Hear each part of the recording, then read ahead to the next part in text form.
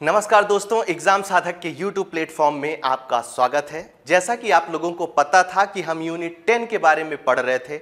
लगभग बहुत सारे आयोगों के बारे में हम पिछली क्लासेस में पढ़ चुके हैं। आप चाहें तो वहां पर जाकर सारी क्लासेस देख सकते हैं। साथ ही आज की क्लास हमारे लिए इसलिए इंपॉर्टेंट है कि सबसे इंपॉर्टेंट टॉपिक आज हम कवर अप करने वाले हैं। मध्य प्रदेश में तो इससे कम क्वेश्चन पूछे गए हैं, लेकिन जैसे यूपीपीएससी हो गया, यहां तक कि यूपीएससी में भी बहुत सारे क्वेश्चन इसके आते हैं। इसलिए ये बहुत ही इंपॉर्टेंट टॉपिक है और ये सारी चीजें आपको याद रखनी है। तो चलिए शुरुआत करते हैं। सबसे पहली नजर हम डालते हैं कि आखिर आज हम इस क्लास में क्या क्या पढ़ने वाले हैं। तो केंद्रीय सूचना आयोग के बारे में आज हम आपको बहुत सारी जानकारी बताने वाले हैं। उसके बाद मध्य प्रदेश राज्य सूचना आयोग के बारे में भी हम आपको बहुत सारी जानकारी देने वाले हैं। तो ये दोनों चीजें आज हम काफी अच्छे से कवर अप करने वाले हैं, इसलिए आपको ये चीज याद रखनी है। चलिए, सबसे पहले हम शुरुआत करने वाले हैं केंद्रीय सूचना आयोग के बारे में। केंद्रीय सूचना आयोग के बारे में जैसे हर आयोगों के बारे में हम पढ़ते आए हैं, और सबसे पहले शुरुआत किससे करते हैं तो सामान्य परिचय से करते हैं। अब सामान्य परिचय से, तो सामान्य परिचय से कौन कौन से क्वेश्चंस पूछे जा सकते हैं ये आपके लिए इंपॉर्टेंट है। तो सबसे पहले तो अधिनियम पूछा जा सकता है कि केंद्रीय सूचना आयोग किस अधिनियम के अंतर्गत बनाया गया है। तो आपको याद रखना है सूचना का अधिकार अधिनियम 2005, और इसका वर्ष भी आपको याद रखना है। साथ ही किस धारा के अंतर्गत बनाया गया है तो ये आपको याद रखना है, धारा 12 के अंतर्गत बनाया गया है। 3 स्टार बनाइए और इसको नोट डाउन कर सकते हैं आप। फिर से मैं अपने आप को रिपीट कर रहा हूं कि सूचना का अधिकार अधिनियम के अंतर्गत इस आयोग को बनाया गया है। किस धारा के अंतर्गत बनाया गया है तो धारा 12 के अंतर्गत इसे बनाया गया है। ये आपको नोट डाउन कर लेना है क्योंकि एग्जाम के लिहाज से इंपॉर्टेंट है। दूसरी बात, इसकी स्थापना कब की गई थी, इसे कब बनाया गया था, इसकी डेट बहुत इंपॉर्टेंट है। मैं हमेशा आपसे कहता हूं कि केवल ईयर याद रखने से काम चलने वाला नहीं है, आपको पूरी डेट याद रखनी है। 12 अक्टूबर 2005 को इसे बनाया गया था, ये आपको याद रखना है। कब बनाया गया था? 12 अक्टूबर 2005 को इसे बनाया गया था। इसकी प्रकृति क्या है? अब सीधी सी बात है कि ये किसके अंतर्गत बनाया गया है, ये सूचना का अधिकार अधिनियम 2005 के अंतर्गत बनाया गया है। तो इसकी प्रकृति क्या होगी? संविधिक होगी, क्योंकि कोई भी आयोग यदि किसके अंतर्गत बनाया जाता है, एक्ट के अंतर्गत बनाया जाता है, अधिनियम के अंतर्गत बनाया जाता है, तो उसकी प्रकृति क्या होती है? संविधिक निकाय मानी जाती है। ठीक है। उसके बाद आपको सबसे इंपॉर्टेंट चीज इस आयोग के बारे में क्या याद रखनी है तो नोडल एजेंसी कौन सी है, ये आपको याद रखनी है। ठीक है। केंद्रीय सूचना आयोग की नोडल एजेंसी कौन सी है तो थोड़ा सा ये हट के है। ठीक है। कार्मिक प्रशासन मंत्रालय इसकी नोडल एजेंसी है। ये भी एक इंपॉर्टेंट फैक्ट है इसके बारे में। तो 3 स्टार बना के आप नोट डाउन करिए, ये आपके लिए महत्वपूर्ण हो जाता है और इससे क्वेश्चन पूछे जा सकते हैं। ठीक है। उसके बाद मुख्यालय कहां पर स्थित है तो आपको याद रखना है इसका मुख्यालय नई दिल्ली में स्थित है। तो सामान्य परिचय से संबंधित जो जो जानकारी थी, जिनसे क्वेश्चन पूछे जाने की संभावना थी, वो सारी चीजें मैंने आपको बता दी। चलिए अब आगे बढ़ते हैं, संरचना की बात करते हैं। जैसे कि दूसरे आयोगों में हम करते आए हैं। ठीक है। आपको जो पहली क्लास में हमने आपको 10 आयामों के बारे में बताया था, उन आयामों को किसी भी तरीके से अपने दिमाग से आपको नहीं निकालना है। ठीक है। तो अब हम जब संरचना की बात कर रहे हैं तो क्या याद रखना है आपको कि एक मुख्य सूचना आयुक्त होता है। कौन होता है? एक मुख्य सूचना आयुक्त होते हैं और साथ में 10 अन्य आयुक्त होते हैं, मतलब अधिकतम 10 अन्य आयुक्त होते हैं। ठीक है। मतलब एक सूचना आयुक्त के अतिरिक्त इनमें कितने होते हैं तो 10 अन्य आयुक्त होते हैं, ये आपको याद रखना है। उसके बाद इनकी नियुक्ति कैसे होती है? ठीक है। मतलब मुख्य सूचना आयुक्त और अन्य सूचना आयुक्तों की नियुक्ति कैसे होती है वो बात आपको याद रखनी है। तो राष्ट्रपति के द्वारा नियुक्ति होती है। मैं बार बार बोलता हूं कि जहां पर आपको ऐसा स्टेटमेंट लिखा मिले कि राष्ट्रीय सूचना आयोग के मुख्य सूचना आयुक्त और अन्य सूचना आयुक्तों की नियुक्ति राष्ट्रपति के द्वारा की जाती है, तो यहां पर आपको ठहरना है और एक बार जरूर सोचना है कि इनकी नियुक्ति केंद्र सरकार के द्वारा तो नहीं की जाती। ठीक है, ये कंफ्यूजन आपको दूर करके ही क्वेश्चन को सॉल्व करना है। ठीक है, मैं आपसे हमेशा कहता हूं कि आयोग आपके लिए बहुत इंपॉर्टेंट है। आयोग से किसी भी तरह का क्वेश्चन आपसे गलत नहीं होना चाहिए, क्योंकि इतना कंपटीशन है कि हर आदमी कट ऑफ से 1 या 2 नंबर से चूकता है। और वो 1 या 2 नंबर कौन से होते हैं? तो ये जो सरल क्वेश्चन होते हैं जो आप गलत करके चले आते हैं, यही होते हैं 1 और 2 नंबर। ठीक है, तो राष्ट्रपति के द्वारा इनकी नियुक्ति की जाती है। और कैसे की जाती है? तो 3 सदस्य की एक समिति होती है, उसी को आधार बनाकर उसी की सिफारिश पर इनकी नियुक्ति की जाती है। ठीक है, समिति से बहुत क्वेश्चन आते हैं, नियुक्ति समिति से बहुत क्वेश्चन आते हैं, इसलिए इन 3 सदस्यों का नाम आपको जरूर याद रखना है। हर आयोग की नियुक्ति अलग अलग सदस्यों के द्वारा की जाती है, तो उनका नाम आपको जरूर याद रखना है। ठीक है, कौन कौन होते हैं इस 3 सदस्यीय समिति में? तो प्रधानमंत्री होते हैं, प्रधानमंत्री इसके अध्यक्ष होते हैं, ये चीज आपको याद रखनी है।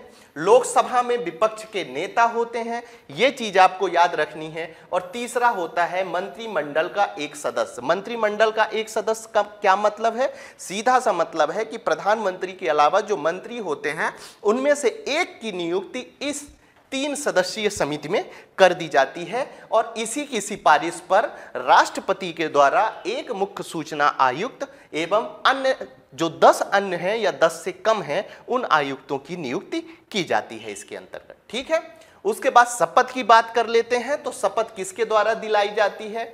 मुख्य आयुक्त और अन्य आयुक्तों को तो राष्ट्रपति के द्वारा कराई जाती है, या उसके द्वारा नियुक्त किसी व्यक्ति के समक्ष इन्हें शपथ दिलाई जाती है। ये दोनों चीजें आपको याद रखनी है। जब आप आयोगों के बारे में पढ़ेंगे तब तो पढ़ते समय आपको सारी चीजें सामान्य लगेंगी, सारी चीजें ऐसा लगेगा कि हर आयोग में एक ही चीजें लिखी हुई हैं, लेकिन ऐसा बिल्कुल नहीं है। आपको पूरे पे अटेंशन के साथ उस चीज को याद रखना है ताकि आयोग से एक भी क्वेश्चन गलत ना हो। मेरा यही उद्देश्य है हमारे चैनल एग्जाम साधक में, इसीलिए हमने यूनिट 10 की सभी आयोगों की इंफॉर्मेशन, सभी आयोगों की क्लासेस आप लोगों के लिए बिल्कुल फ्री में अवेलेबल करा रहे हैं। ठीक है, चलिए इसी क्रम को आगे बढ़ाते हैं और बात करते हैं कार्यकाल और सेवा शर्तों की।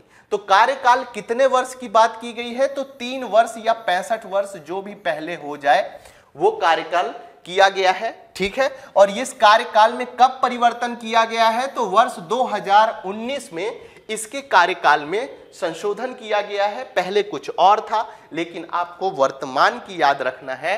3 वर्ष या 65 वर्ष जो भी पहले हो, इसके अंतर्गत रखा गया है। पुनर्नियुक्ति की बात कर लेते हैं। तो दोबारा नियुक्ति के लिए ये पात्र नहीं होते हैं। सीधी सी बात है कि इनमें मतलब मुख्य आयुक्तों में और अन्य आयुक्तों में पुनर्नियुक्ति किसी भी तरीके से नहीं की जा सकती है। सेवा शर्तों की बात कर लें तो सूचना आयुक्त की सेवा शर्तें मुख्य निर्वाचन आयुक्त के समान होती हैं। याद रखिए, फिर से मैं एक बार आपको रिपीट कर रहा हूं, 3 स्टार बनाइए और नोट डाउन करिए। यदि आपसे स्टेटमेंट में क्वेश्चन पूछा जाता है कि केंद्रीय सूचना आयुक्त होता है, ठीक है, सूचना आयुक्त की सेवा शर्तें मुख्य न्यायाधीश के समान होती हैं, ऐसा वो लिख सकता है, लेकिन ये गलत स्टेटमेंट होगा। इस तरीके से देने का मेरा उद्देश्य यही है कि जो स्टेटमेंट वाले क्वेश्चंस पूछे जाएं वो किसी भी तरीके से गलत ना हो। एक बार फिर से मैं रिपीट करता हूं कि सेवा शर्तें, सूचना आयुक्त की सेवा शर्तें किसके समान होती हैं? तो मुख्य निर्वाचन आयुक्त के समान होती हैं। ये चीज आपको याद रखनी है। 3 स्टार बनाइए और इस चीज को नोट डाउन करिए। वेतन भत्ते और सेवा शर्तें किसके द्वारा निर्धारित की जाती है? तो आपको याद रखना है केंद्र सरकार के द्वारा निर्धारित की जाती है। ठीक है, वहीं पर नियुक्ति और शपथ की जब बात कर रहे थे तो राष्ट्रपति था, लेकिन वेतन भत्ते और सेवा शर्तें किसके द्वारा निर्धारित की जाती हैं? तो आपको याद रखना है केंद्र सरकार के द्वारा सेवा शर्तें निर्धारित की जाती हैं। त्यागपत्र और निष्कासन की बात करते हैं तो नियुक्ति किसके द्वारा की जाती है? राष्ट्रपति के द्वारा की जाती है। तो यहां पर त्यागपत्र यदि देना है मुख्य आयुक्त को या अन्य आयुक्त को तो किसको दे सकता है? राष्ट्रपति को मुख्य आयुक्त और अन्य आयुक्त जो है वो त्यागपत्र दे सकते हैं। साथ ही यदि इनका पद से निष्कासन करना है तो राष्ट्रपति के द्वारा इन्हें 2 आधारों पर हटाया जा सकता है। एक बार फिर से मैं बता दूं कि यदि इन्हें पद निष्कासित करना है तो किसके द्वारा पद निष्कासित किया जाएगा? राष्ट्रपति के द्वारा पद निष्कासित किया जाएगा। लेकिन इसके आधार कितने होंगे? तो इसके दो आधार होंगे। पहला क्या होगा? सुप्रीम कोर्ट की जांच के बाद, मतलब पहले सुप्रीम कोर्ट जांच करेगा। और किनके लिए जांच करेगा? यदि इनके ऊपर कदाचार एवं असमर्थता का आरोप लगता है तो पहले सुप्रीम कोर्ट जांच करेगा और जांच के आधार पर राष्ट्रपति के द्वारा इन्हें पद से निष्कासित कर दिया जाएगा। ठीक है। ठीक इसी प्रकार सुप्रीम कोर्ट की जांच के बिना भी आयुक्त और मुख्य अन्य आयुक्तों को हटाया जा सकता है। उनका आधार क्या है? तो मानसिक रूप से अस्वस्थ या अपने कर्तव्यों का पालन ना करने पर इन्हें हटाया जा सकता है। और साथ ही यदि इन्हें दिवालिया घोषित कर दिया गया है तो इन्हें पद से राष्ट्रपति के द्वारा निष्कासित किया जा सकता है। ठीक है। एक बार फिर से मैं समझा रहा हूं, ये इसलिए बता रहा हूं कि जो चीजें दूसरे आयोगों से भिन्न हैं और जिन्हें आपको याद रखना जरूरी होता है, उन्हीं चीजों को मैं हाईलाइट करता हूं और 2 बार बताता हूं ताकि आप इन चीजों को ना भूलें। ठीक है। तो यदि पद निष्कासन की बात की जाएगी तो राष्ट्रपति के द्वारा पद निष्कासित किया जाता है और 2 आधारों पर किया जाता है। कैसे? एक, सुप्रीम कोर्ट की जांच किसके किसके आधार पर करता है? कदाचार और अक्षमता के आधार पर, तो उसको हटा दिया जाता है। और दूसरा, सुप्रीम कोर्ट की जांच के बिना। इसके अंतर्गत कौन कौन से आधार होते हैं? तो मानसिक रूप से अस्वस्थ होता है, अपने कर्तव्यों का यदि आयुक्त और अन्य आयुक्त होते हैं वो पालन नहीं करते हैं तो उनको हटा सकते हैं। और साथ ही यदि इन्हें दिवालिया घोषित कर दिया जाता है तो इन्हें पद से हटाया जाता है। ठीक है। चलिए अब रिपोर्ट और प्रतिवेदन की बात कर लेते हैं। तो आयोग अपनी रिपोर्ट किसे सौंपता है? केंद्र सरकार को। अब आप देखिए, जब हम आयुक्त और अन्य आयुक्त की बात करते हैं, केंद्रीय सूचना आयोग की बात करते हैं, तो 2 चीजें आपको याद रखना है। एक तो वेतन भत्ते आयुक्त और अन्य आयुक्तों को किसके द्वारा निर्धारित किए जाते हैं? केंद्र सरकार के द्वारा निर्धारित किए जाते हैं, नंबर 1। और नंबर 2, जो रिपोर्ट सौंपी जाती है वो किसे सौंपी जाती है? तो ये रिपोर्ट आयोग के द्वारा किसे सौंपी जाती है? तो केंद्र सरकार को सौंपी जाती है। ये चीज भी आपको याद रखना है। ठीक है। उसके बाद कहानी क्या होती है कि केंद्र सरकार इस रिपोर्ट को संसद के दोनों सदनों के समक्ष रखवाता है, पहली बात। लेकिन यहां पर एक चीज आपको याद रखना है कि संसद इनकी रिपोर्ट को मानने के लिए किसी भी तरीके से बाध्य नहीं होता है। ये चीज आप दिमाग पे बिठा लीजिए। हो सकता है कभी स्टेटमेंट में ऐसा दे दे कि केंद्र सरकार के द्वारा संसद में प्रस्तुत की गई रिपोर्ट के लिए संसद उसे मानने के लिए बाध्य होती है। हो सकता है ऐसा स्टेटमेंट दे दें, तो ऐसा स्टेटमेंट बिल्कुल गलत होगा क्योंकि रिपोर्ट बाध्य नहीं होती है। ठीक है। चलिए आयोग के कार्य और शक्तियों पर एक नजर डालते हैं। शिकायतों पर विचार करना। शिकायतों पर कैसे विचार करना? आरटीआई एक्ट 2005 के किसी भी विषय पर प्राप्त शिकायत के आधार पर शिकायतों का विचार किया जाता है। उसके बाद स्वतः संज्ञान लेता है यह आयोग। उचित आधार होने पर स्वयं जांच का आदेश दे सकता है। यदि ऐसा लगता है, ठीक है, सूचना आयोग को ऐसा लगता है कि किसी भी व्यक्ति का या किसी भी भारत के नागरिक के अधिकारों का हनन हो रहा है, उसको ऐसा लगता है। और ऐसी जानकारी कहाँ से मिलती है? आज के समय में अखबारों से मिलती है, न्यूज चैनलों से ऐसी इंफॉर्मेशन मिलती है। तो यह आयोग स्वतः संज्ञान ले सकता है और उचित आधार पर उस पर कार्रवाई कर सकता है। यह बात आपको याद रखनी है। दूसरी बात, नियुक्ति का आदेश कोई भी जन सूचना अधिकारी नहीं होने पर, ठीक है, कोई भी यदि जन सूचना अधिकारी नहीं है तो उस अधिकारी के स्थान पर किसी और की नियुक्ति का आदेश इसके द्वारा किया जा सकता है। मैंने हमेशा कहा है कि कार्य से हो सकता है बहुत कम क्वेश्चन आए, लेकिन फिर भी यदि क्वेश्चन आते हैं तो मेरा ये मानना है कि ये क्वेश्चन आपसे गलत नहीं होने चाहिए। ठीक है। चलिए आगे बढ़ाते हैं। नेक्स्ट कार्य क्या है? मुआवजा का आदेश देना। मुआवजे का आदेश के अंतर्गत क्या बात बोली गई है? आवेदक द्वारा चाही गई जानकारी न मिलने पर लोक प्राधिकारी को आदेश दिया जाता है। आरटीआई, ठीक है, 2005 के तहत जो अपना सूचना आयोग है वो क्या करता है? मुआवजा का आदेश देता है। मुआवजा का आदेश किन्हें देता है? वो देता है लोक प्राधिकारी को। जो अधिकारी नियुक्त किए गए हैं सूचना देने के लिए, यदि वो सूचना नहीं देते हैं और आवेदक के द्वारा उसकी शिकायत कर दी जाती है कि साहब हमने जो सूचना मांगी है वो इस पर्टिकुलर अधिकारी के द्वारा हमें प्रदान नहीं की गई है, तो आयोग के पास यह शक्ति होती है मुआवजा लगाने की, और उस पर वो एक निश्चित मुआवजा या एक मुआवजा भी दिलवाता है, सॉरी यहाँ पर मैंने थोड़ा सा उल्टा बोल दिया है, वो मुआवजा का भी आदेश देता है, और जो मुआवजा लिया जाता है, ठीक है, वो किससे लिया जाता है, तो लोक प्राधिकारी के द्वारा, मतलब है ना, उसको दंडित करके उससे उतनी राशि ली जाएगी और जो विक्टिम होगा उसको वो दी जाएगी। ठीक है, चलिए आगे बढ़ते हैं। शक्ति की बात करते हैं तो दीवानी न्यायालय के समान शक्ति दी गई है, ये याद रखना है। उसके बाद मामले की जांच हेतु तो किसी व्यक्ति को प्रस्तुत होने के लिए सम्मन जारी करने का, मैंने बार बार बताया है कि किसी भी विभागीय अधिकारी को यदि आयोग को ऐसा लगता है कि इनको सम्मन जारी करके और इन्हें बुलाया जाना चाहिए तो वो उनको बुलाते हैं, ठीक है, और उस आधार पर उनसे सारे साक्ष्य एकत्रित करते हैं, उनका जो बयान होता है उसको दर्ज करवाते हैं और आगे बढ़ते हैं। मौखिक या लिखित रूप से साक्ष्य प्रस्तुत करने का ये आदेश भी दे सकते हैं। इस आयोग के अंतर्गत ये शक्ति प्रदान की गई है। ठीक है, अब बात करते हैं मुख्य सूचना आयुक्तों की। जब मुख्य सूचना आयुक्तों की बात करते हैं तो सबसे पहले आपको कौन कौन से सूचना आयुक्तों का नाम याद रखना जरूरी है। तो प्रथम सूचना आयुक्त आपसे पूछा जा सकता है कि कौन थे, तो वजाहत हबीबुल्लाह साहब का नाम आपको याद रखना है। किनका नाम याद रखना है? वजाहत हबीबुल्लाह साहब का नाम आपको याद रखना है। प्रथम महिला सूचना आयुक्त कौन थी? यदि इनका नाम पूछा जाए तो दीपक संधू का नाम आपको याद रखना है।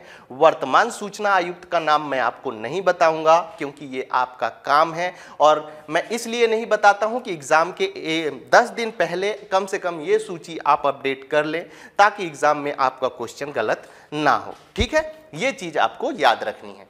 आगे बढ़ते हैं और बात करते हैं सूचना का अधिकार अधिनियम 2019 में जो संशोधित किया गया है उसमें कुछ महत्वपूर्ण बातें हैं जिन्हें आपको याद रखना है। कौन कौन सी हैं? मुख्य सूचना आयुक्त और कोई अन्य सूचना आयुक्त का कार्यालय केंद्र सरकार के द्वारा सुनिश्चित करेगा। पहले 5 वर्ष था, अब कितना हो गया है? कार्यकाल है ये।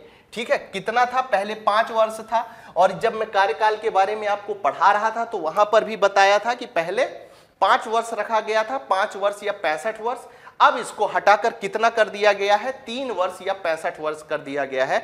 बहुत ही इंपॉर्टेंट चीज है ये, एक बार फिर से आपको बता दूं, मुख्य सूचना आयुक्त और कोई अन्य सूचना आयुक्त का कार्यकाल केंद्र सरकार के द्वारा जो सुनिश्चित किया गया है वो कितना किया गया है? पहले 5 वर्ष था, अब 5 वर्ष की जगह में 3 वर्ष कर दिया गया है। उसके बाद वेतन भत्ते और सेवा शर्तें केंद्र सरकार द्वारा ही निर्धारित की जाती हैं, ये चीज भी आपको याद रखना है। ठीक है, मैंने पहले भी बताया है आपको और पीछे भी बताया है, इसलिए इंपॉर्टेंट हो जाता है।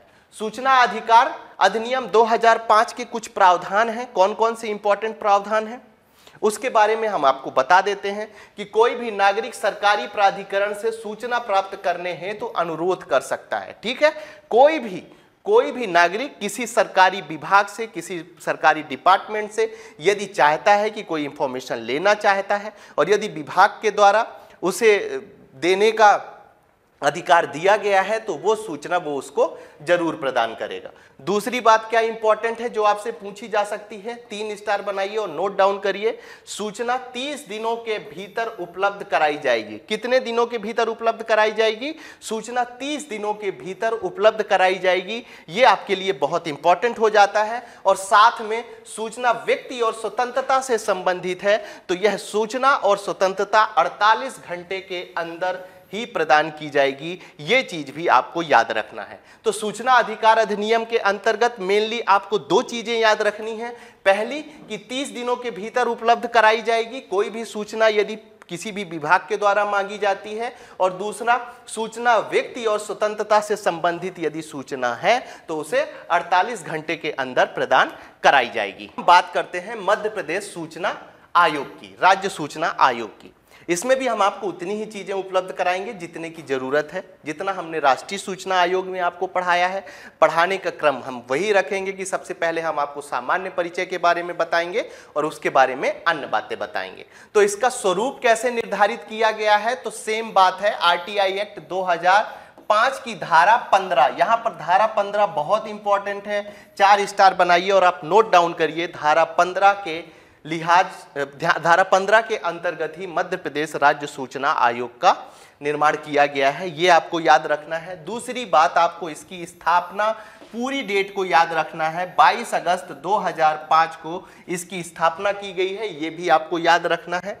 साथ में इसकी प्रकृति क्या है, तो संविधिक प्रकृति है। क्यों संविधिक प्रकृति है, क्योंकि इसका निर्माण आरटीआई एक्ट 2005 के अंतर्गत किया गया है। इसका मुख्यालय यदि आपसे पूछा जाए कि मध्य प्रदेश राज्य सूचना आयोग का मुख्यालय कहां पर स्थित है, तो आपको याद रखना है इसका मुख्यालय भोपाल में स्थित है। ठीक है, चलिए आयोग की संरचना की बात करें यदि, तो क्या है इसकी संरचना, मुख्य आयुक्त और 10 अन्य आयुक्त अधिकतम हो सकते हैं। ठीक है, तो हो सकता है कभी आपको जब स्टेटमेंट में क्वेश्चन पूछे जाए तो पूछ लिया जाए मध्य प्रदेश राज्य सूचना आयोग के बारे में निम्न पर विचार करें, ऐसा क्वेश्चन पूछा जा सकता है। और उसमें क्या स्टेटमेंट दे सकते हैं वो, कि इसके संरचना के अंतर्गत एक मुख्य आयुक्त और 20 अन्य आयुक्तों की नियुक्ति की जा सकती है। ये जो संख्या है 10, इस संख्या को वो परिवर्तित करके लिख सकते हैं, इसलिए बड़े ध्यान से आपको इस बात को ध्यान रखना है। ठीक है, फिर वर्तमान मुख्य आयुक्त कौन है और 3 अन्य आयुक्त शामिल किए गए हैं। यदि वर्तमान समय की बात की जाए तो कितने आयुक्त हैं, तो एक तो मुख्य आयुक्त ही रहेगा और 3 अन्य आयुक्तों को शामिल किया गया है। वर्तमान समय की कंडीशन ये है। ठीक है, और इन 3 को कितने तक बढ़ाया जा सकता है, तो अधिकतम 10 अन्य आयुक्तों तक इसे बढ़ाया जा सकता है, ये चीज आपको याद रखनी है। अब हम बात करते हैं नियुक्ति की, तो 3 सदस्यीय समिति के सिफारिश पर राज्यपाल के द्वारा इन आयुक्तों और अन्य आयुक्तों की नियुक्ति की जाती है। एक बार फिर से रिपीट कर दूं, कितने सदस्य हैं जो जिस समिति की सिफारिश पर इनकी नियुक्ति करनी है, तो 3 सदस्य इसके अंतर्गत शामिल किए गए हैं। एक तो राज्यपाल के द्वारा किया जाता है, और ये 3 सदस्य कौन कौन से हैं, तो मुख्यमंत्री। सीधी सी बात है कि जिस समिति में प्रधानमंत्री होंगे उसके अध्यक्ष कौन होगा, उस समिति का अध्यक्ष प्रधानमंत्री होगा। और जिस समिति में चीफ मिनिस्टर ऑफ एमपी होंगे, जिस समिति में, उसके अध्यक्ष वो होंगे। 1-2 अपवाद स्वरूप हो सकता है कि समिति हो, लेकिन मैक्सिमम समिति में यही होता है। ठीक है, ये चीज आपको याद रखना है। तो मुख्यमंत्री अध्यक्ष के रूप में शामिल किए जाएंगे।